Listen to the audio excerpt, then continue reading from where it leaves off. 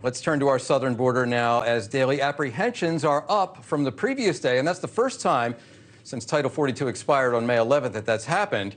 Meanwhile, Florida and Texas are using this moment to crack down on undocumented migrants with upcoming bills that would enact the strictest enforcement in their history.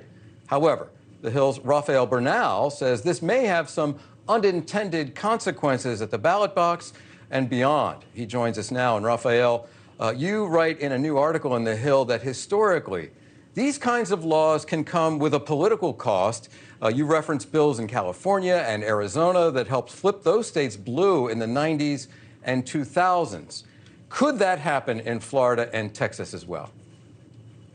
Well, that's the big question. And we don't know is the short answer. The reality is that though Texas and Florida have very big Hispanic populations, that will be reactive likely to any sort of self-deportation kind of law. They're not the same as California. The demographics are different. The time that people have been there is different. Latinos in Texas started organizing in the 1920s against racial aggression against them. California, that started in the 1960s. So there are very big differences. But what happened in California after 1994 when Pete Wilson actually won re-election by passing Proposition 187. That was successful in the short term, but in the long term, I mean, we know what California is like now politically.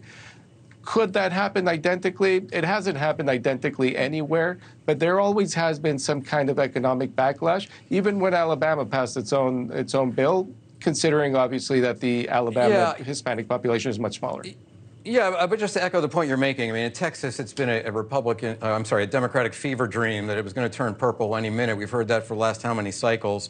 It hasn't happened.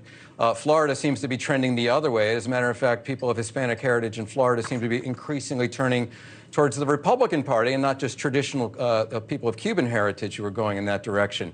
So how does the Democratic Party turn that around? Or what, I should ask you as a reporter, what efforts are being made by Democrats to get Hispanic voters back under their umbrella? Well, ironically, the Texas and Florida Democratic parties are some of the most underfunded large state Democratic parties in the country. So they have a humongous task ahead of them. Like you said, Florida is trending in the other direction. But this sort of meme movement, it might not be that hundreds of thousands or millions of people leave each state, but it might be something to hook onto for these, frankly, faltering Democratic parties. Right. Rafael Bernal, thank you. Great writing. Appreciated it. Okay, I want to turn to the panel now, and you, Mr. Steyerwalt, and let's talk about the Latino vote and the trend towards Republican voters. How big a deal? Is it a trend? How big a trend?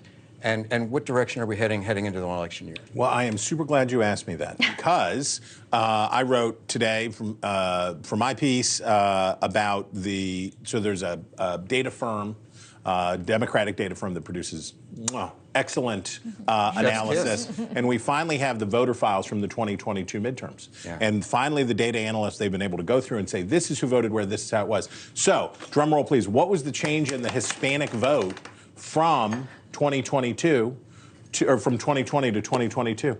All right. None. There was no change.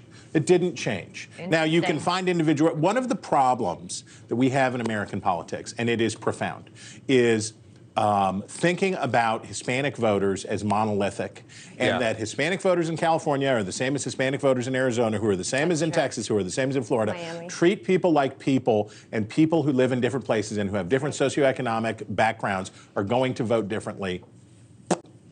Fascinating. Thanks for watching. Go to newsnationnow.com to find NewsNation on your television provider. And don't forget to subscribe. Click the red button to get more of NewsNation's fact-driven, unbiased coverage.